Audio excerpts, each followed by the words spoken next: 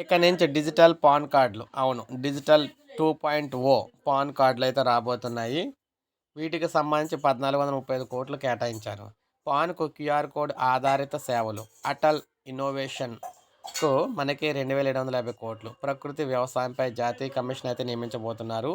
ఇందుకోసం మనకి చూసుకున్నట్లయితే 2481 కోట్లు అవుతున్నాయి. ఇక 3689 కోట్లతో అరుణాచల్‌లో హైడల్ ప్రాజెక్ట్ అయితే పెడుతున్నారు.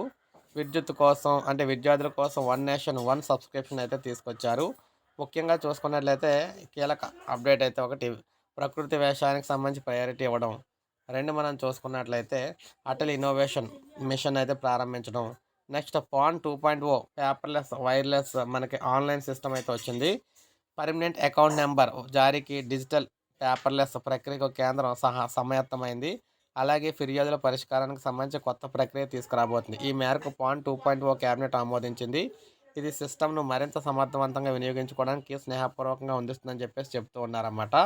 ఇక వన్ నేషన్ వన్ సబ్స్క్రిప్షన్, విద్యా వనరుల ప్రాధాన్యతను అందరికీ కూడా అందుబాటులోకి తీసుకొచ్చేందుకు వన్ నేషన్ వన్ సబ్స్క్రిప్షన్ అక్కడ స్క్రిప్షన్ ఆప్షన్ అంటే స్కీమ్‌ని అయితే తీసుకొచ్చారు. ఇది పరిశోధన కథనాలు, జర్నల్స్‌కు దేశవ్యాప్తంగా ప్రాధాన్యతను కూడా అందించడానికి ఉద్దేశించిందనమాట. 6,000 కోట్ల అంచనా వ్యయంతో ఈ పథకాన్ని అయితే అమలు జరుపుతూ ఉన్నారు.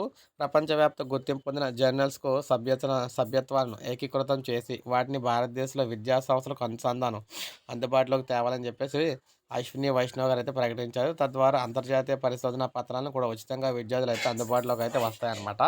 ఇక అరుణాచల్ ప్రదేశ్‌లో హైడ్రో ప్రాజెక్ట్ అయితే పవర్‌కి సంబంధించి ఏర్పాటు చేస్తున్నారు. నెక్స్ట్ భారతీయ రైల్వే మల్టీ ట్రాకింగ్ ప్రాజెక్టులు కూడా ఏర్పాటు చేస్తున్నారు. సో, ఈ విధంగా క్యాబినెట్ మనకి సెంట్రల్ క్యాబినెట్, కేంద్ర క్యాబినెట్ కీలక నిర్ణయాలు అయితే ప్రకటించింది.